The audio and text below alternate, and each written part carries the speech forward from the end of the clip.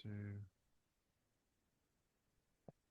This is the Latin News Podcast. I'm Richard McCall here in Bogota, Colombia.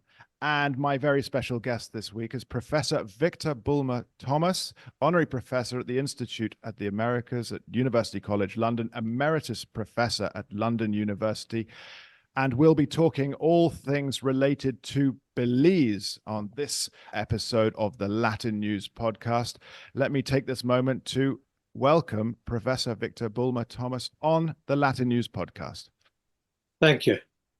It's an absolute pleasure to have someone of your caliber on the Latin News Podcast, Professor. Perhaps we could start this conversation by considering what has happened recently in Belize when we look at the United Democratic Party in 6th of March municipal elections in Belize. Well, this was a chance for the opposition to win back some seats after its disastrous performance in the last municipal elections. There are 67 seats altogether spread over the 9 town boards, and they only won 2 at the last elections. This time they won 6, so they won 6 out of 67 seats, and they captured 1 town board. But it was seen, I think correctly in Belize, as a major defeat for the opposition, and really a rather strong victory for the incumbent party, the People's United Party, the PUP. So it wasn't good news for the opposition, and you can explain it in various ways. But most people, let's say not everyone, most people are assuming that this suggests that when the general elections are called, and it has to be before the end of 2025, but it could be any time between now and then, that the incumbent party, the PUP, will win again. And this is under the Prime Minister John Briceño, I Yes. assume. Okay. And yes. With this victory on the 6th of March, because we can call it a victory for the PUP in this respect, is there a likelihood of a snap election then on the strength of the results? Well, the Prime Minister has said no, but of course, Prime Ministers always do say no. So I would imagine he's watching. There's no need for him to rush because the short-term news coming in on the political and economic front is relatively favorable. There's no real danger, I think, from his point of view, of waiting a year. And I think there's another reason why he might wait, and that is that there are massive divisions within the UDP, within the opposition party. Indeed, the leader of the opposition, Shine Barrow, his position is frankly somewhat at risk at the moment. And I think the Prime Minister feels that it's probably best to take advantage of this turbulence within the opposition party and let it run as long as it can. And therefore, there's no need to rush to an election. As you said, is the economic figures coming through are reasonably positive for Belize. I was reading that the sugar exports in 2024, they estimate $190 million in sugar exports. What else can Belize rely upon for, let's say, a hard currency? Well, Belize has made 2 shifts in my lifetime as far as trade is concerned. The first is it's moved from being an exporter of forest products to being an exporter of agricultural products. And now it's making a second shift, which is away from commodity exports towards service exports, particularly tourism. And that shift is continuing quite rapidly, so that almost all the agricultural exports are facing problems, including sugar. Whereas the service exports, at least for the moment, appear to be performing quite well.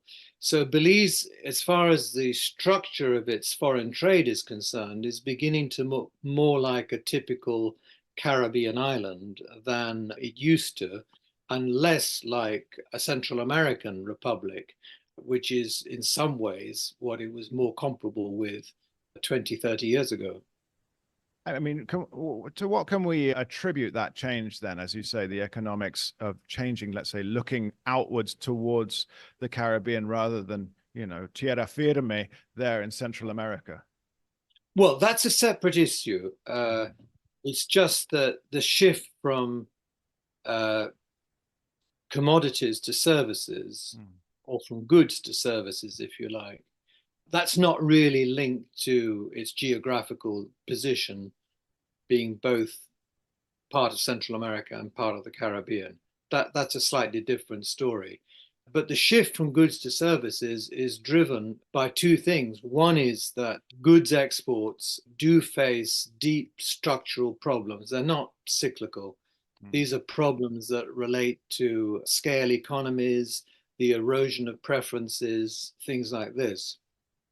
Whereas on the services side, it's still true to some extent, and I hesitate to, I have to qualify by saying to some extent, but to some extent, there's still scope for expanding tourism in Belize, whereas in somewhere like Antigua or Barbados, it's much more difficult because they've been at it for so long. Yeah. Belize turned its back on tourism until the 1980s. It was the wish of the then Prime Minister, George Price, the father of the nation, to have as little as possible to do with tourism because he thought it would reduce Belize to being basically a hewer of wood and drawer of water, doing the menial tasks associated with tourism and not really deriving major benefits. Now, it's very much not the view today of those who run the country.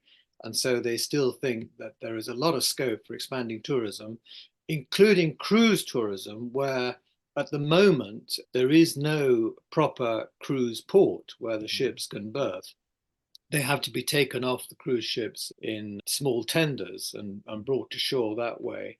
So if there ever was to be a cruise port, and I think there will at some point, then obviously that would considerably increase the number of cruise visitors. Whether that's a good thing or a bad thing is another matter. We can discuss that if you wish. But it certainly means that in terms of capacity, there is scope for expanding tourism in the next 5 to 10 years, where doing it with things like sugar, citrus, bananas, shrimp, these traditional commodity exports is much, much more difficult. This is an interesting concept. Is there an area along the coastline in Belize that could be used for a deep water port?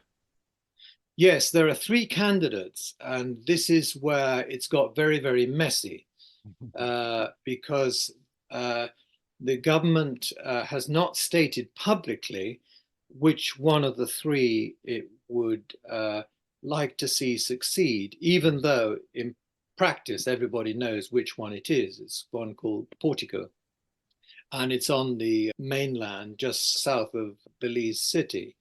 But that has got shrouded in charges of corruption, which involve not only the cruise ship company concerned, interesting, not only the local private investor, but both political parties, both the one that's in power now and the one that was in power before. And there is currently a commission of inquiry going through the Senate, but no one is too confident that that will get to the bottom of all of this. But there is no doubt that that particular one, the one seemingly favored by the government, has a lot of, how shall we say, issues surrounding it. The other 2 projects are even more extraordinary in a way. The one that seemed to be the front runner, which was headed by a local businessman called Mike Feinstein, that has now gone bankrupt and is now in receivership. And so it's not at all clear what will happen to that one, although the government claims it would still like to see it be completed. How sincere they are about that, I don't know. And the third one is the one that everyone was talking about a few months ago because it involves the Port of Belize, which at the time was owned by a certain Michael Aschroft, who made it clear he would not invest in the upkeep of the port, which desperately needs it, unless he was given assurances that his ideas for a cruise port would go ahead. And the government resisted, and Ashcroft carried out a major campaign of hostile advertising against the government. And eventually a deal was agreed under which the government bought out the Port of Belize from Ashcroft, and that would seem to have closed off that particular option. And it certainly has closed it off as far as Ashcroft owning the port of Belize and starting a cruise port in that sense. But the government is now talking about the port of Belize possibly being the place where a cruise port will eventually be established. So it's a bit of a mess, to be honest. But in 5 years' time, I'm pretty sure one of these three will have come through, and there will be a cruise ship port where the big cruise ships can draw up, and that will obviously increase the number of cruise ship visitors to Belize.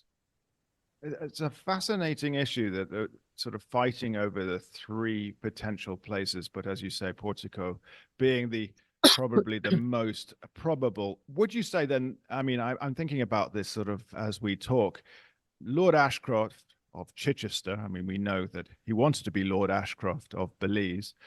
So he sold, or he was bought out by the government. This is the present government in power. He was bought out of, Yes. of that port.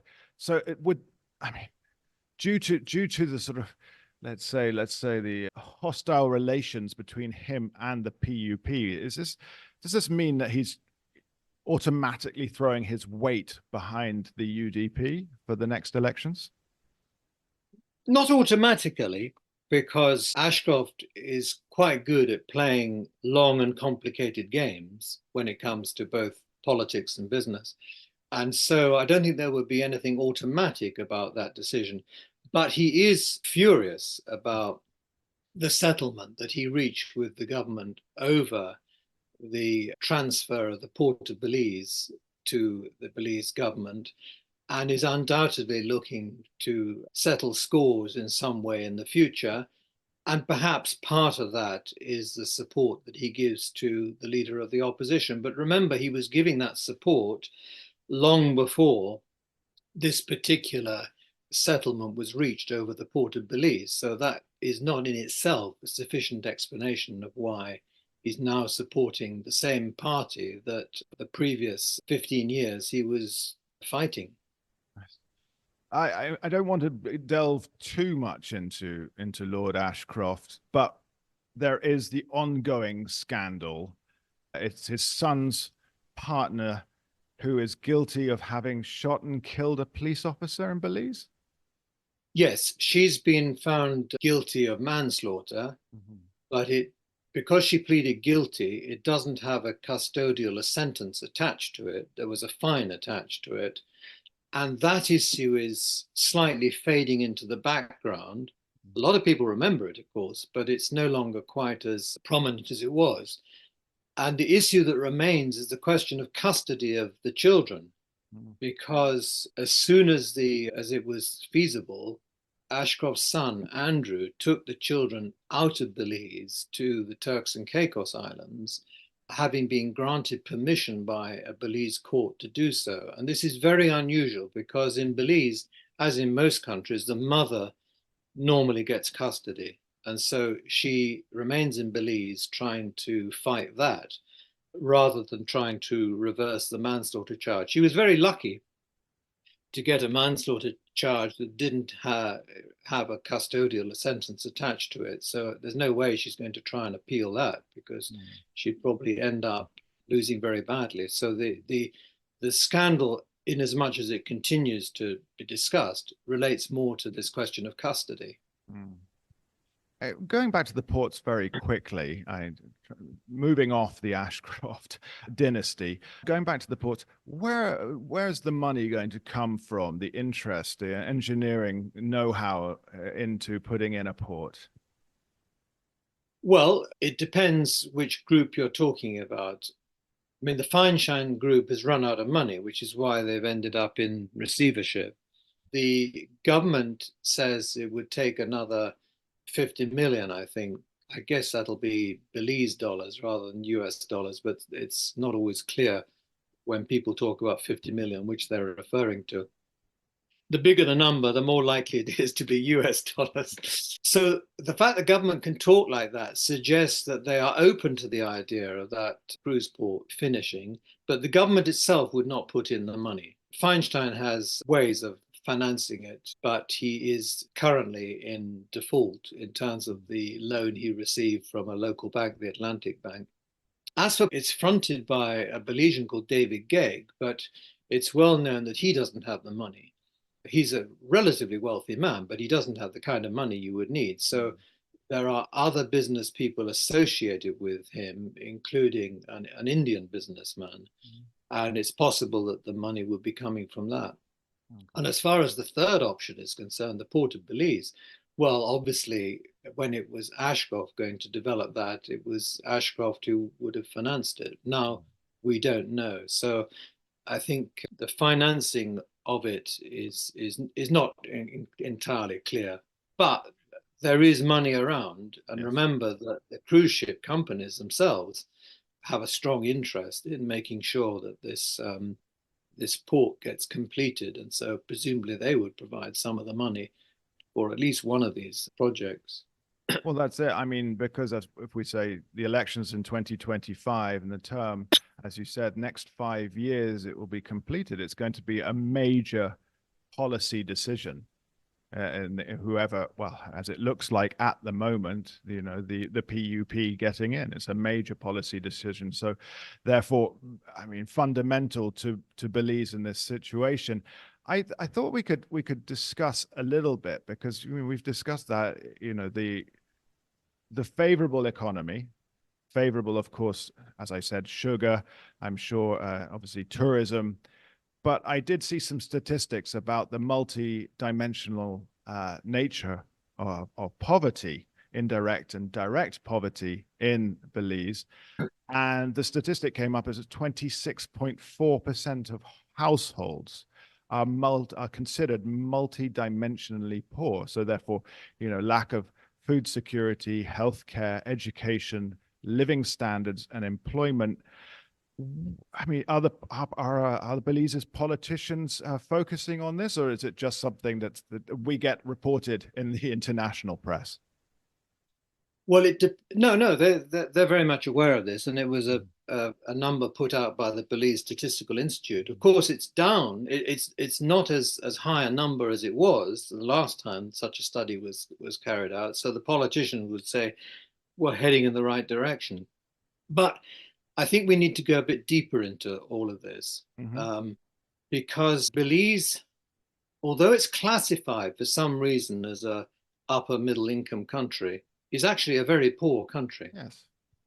And if you compare it with its peer group in the Caribbean, including not just the independent countries, but the non-independent ones, Belize is almost at the very bottom. I mean, Haiti is the poorest by a long way. But you then get three countries, Belize, Jamaica, and Suriname, who are sort of second from bottom. And whether Belize becomes second from bottom or fourth from bottom depends on which measure of gross national income you use. If you use, for example, gross national income at purchasing power parity, then Belize is second from the bottom. If you use gross domestic product at current prices, then Belize is fourth. But there's a little group. Now, if you go back 10, 20, 30 years ago, Belize was not at the bottom.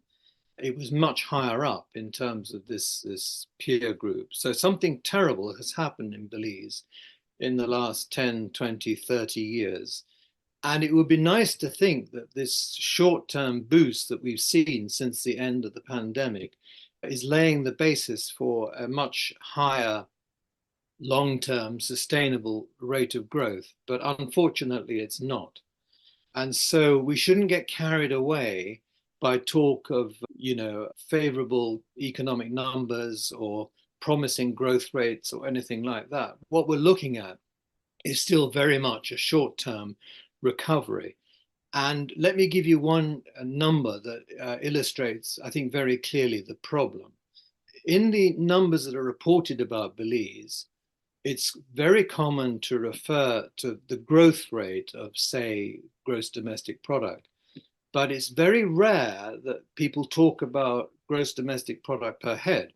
And the reason is that Belize actually has quite a high population growth.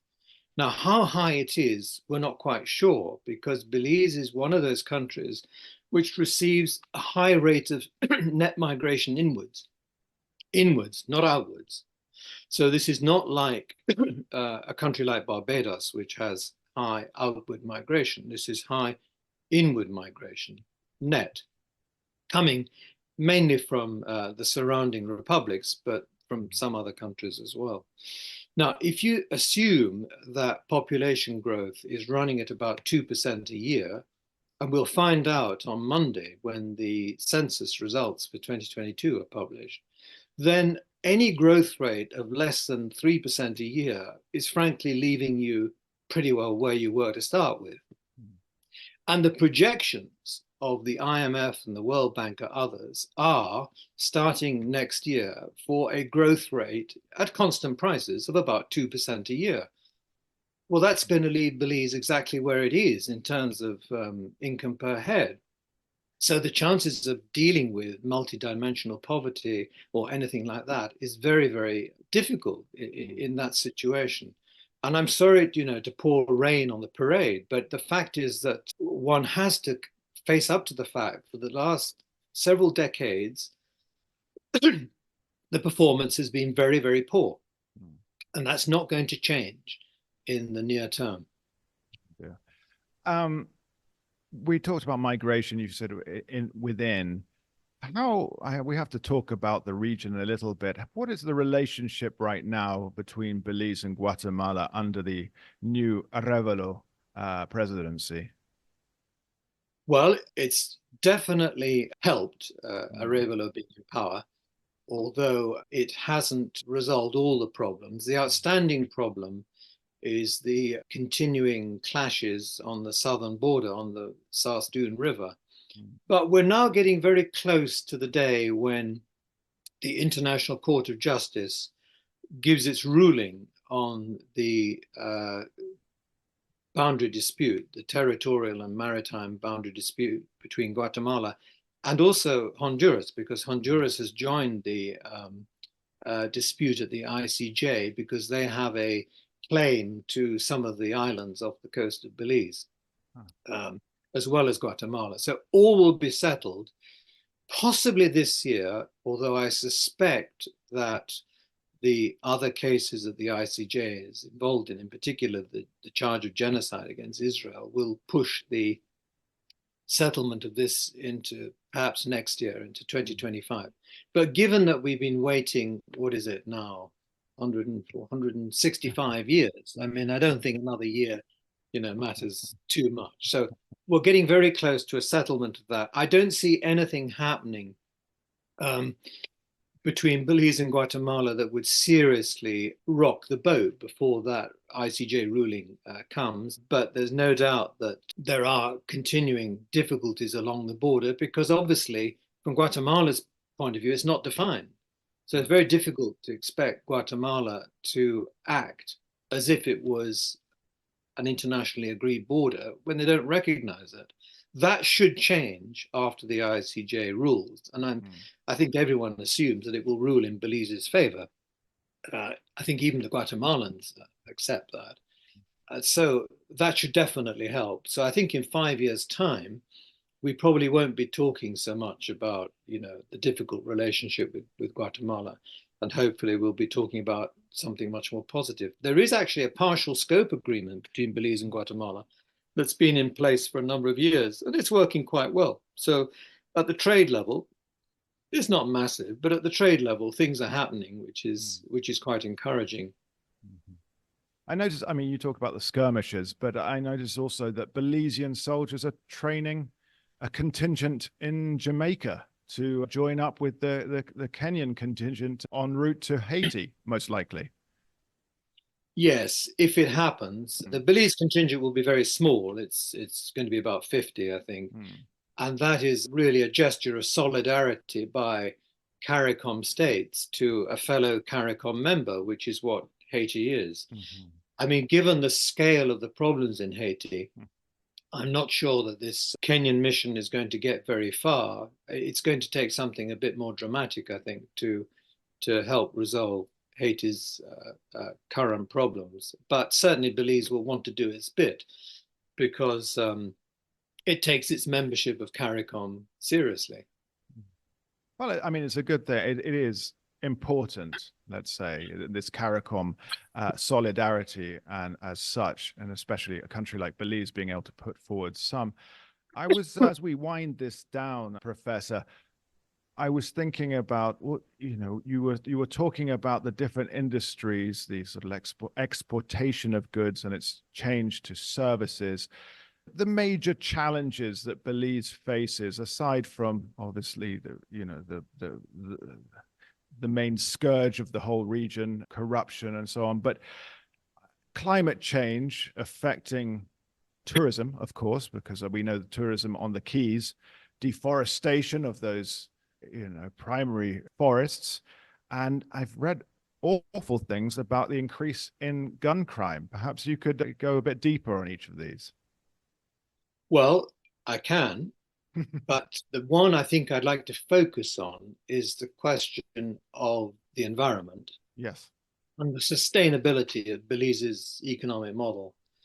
And clearly, climate change exacerbates the difficulties that Belize faces. But even without climate change, there would be a very serious problem, because coming back to what we talked about earlier on, which is that Belize is shifting to a model much more like a typical Caribbean island, putting more and more of its effort into mass tourism. This is putting and will continue to put huge strains on the natural environment in Belize. Out at the Keys, we see it, really devastation of the mangroves and the water table and what remains of the Key forest and all that sort of thing. It's really quite troubling, and it's not being addressed by politicians. Fortunately, Belize has a very strong grassroots environmental movement, which is constantly drawing attention to the environmental damage that is going on through the shift to a kind of mass tourism. When tourism started, it was all about small lodges, high-end ecotourism, and so on. And Belize still does that very well indeed. I mean, these lodges are absolutely wonderful. But of course, it's a small number of people who can afford them. And so it gives employment to a relatively small number of people. So you can see why the temptation to move into more sort of mass tourism has come about. But we shouldn't kid ourselves that this is not without environmental damage. And the problems will become much more acute if and when one of these cruise ship ports is established, because not only will it bring in many more tourists who will then want to go and visit all these pristine sites in Belize that we hear about all the time, but it's going to do a lot of damage to the mangroves along the coast, and the dredging will affect the reef itself off the coast of Belize, and all the sort of things that are held up as the as the points of attraction for tourism industry in the first place. So I would have to say that the growth model in Belize is not a sustainable one as we see it now. It can deliver short-term benefits, particularly after the pandemic, but there are going to have to be a lot of adjustments before we can talk about this as sustainable development. Concern then, of course, it all connects, doesn't it? It all connects when we think of the growth on such a high impact, as you say, short term, but high impact economic model. So we see, I mean, if we wind this down again totally, it's elections in 2025, favorable economic results, although perhaps just something on the surface that needs to be addressed in the next, I would say, 7 to 8 months before elections. How do you see the immediate future then for Belize? Well, if from the government's point of view, the immediate future is relatively favorable. The blue bond, about which we haven't yet spoken, has obviously reduced the debt to GDP ratio significantly and made servicing of the foreign debt much less burdensome. Mm-hmm. The resources freed up are being put towards a trust fund, which is designed to preserve the marine resources into the future. We'll see. Let's hope it does. But at the moment, it's a bit of a box ticking exercise. So we can't really be sure that it's yet having the desired effect. But it's early days, I accept that. And this blue bond exercise is going to run for at least 20 years. And it's at the end of that that we'll be in a better position to see whether it worked out as planned. But back to your question, sorry, just in terms of the short term, yeah, I mean, if I was the government, I would be feeling very confident, both about the direction of politics and about the direction of the economy. It's just that when you sit back outside of government and you look at the impact on the environment, you look at the nature of the growth model that is now taking shape in Belize, you do have some very troubling questions, and we don't yet really have satisfactory answers. Yeah, certainly a lot to think over there. Can I take this moment to say thank you so much to Professor Victor Bulmer-Thomas, Honorary Professor at the Institute of the Americas at UCL and Emeritus Professor at London University. Thank you so much for your, well, really unrivaled knowledge into the nation of Belize. I know you've written more than 30 books about the region, not Belize itself, but about the region, the Caribbean, and so on. It's been truly fascinating to pick your brains about this country, and of course to put it into context with its neighbor, sometimes the friction there with Guatemala, but also to look at it now as, you know, a Caribbean island model. I think that's really what we take away from this is that shift. So thank you again for your time and your expertise on this. It has been an absolute pleasure. Thank you very much. You're most welcome. We've been talking to Professor Victor Bulmer-Thomas, Honorary Professor at the Institute of the Americas at UCL, Emeritus Professor at London University, all about Belize. We'll be back in 2 weeks' time with further interviews from the region. This has been the Latin News Podcast, and I've been your host, Richard McCall, here in Colombia. Thank you for listening, and bye-bye.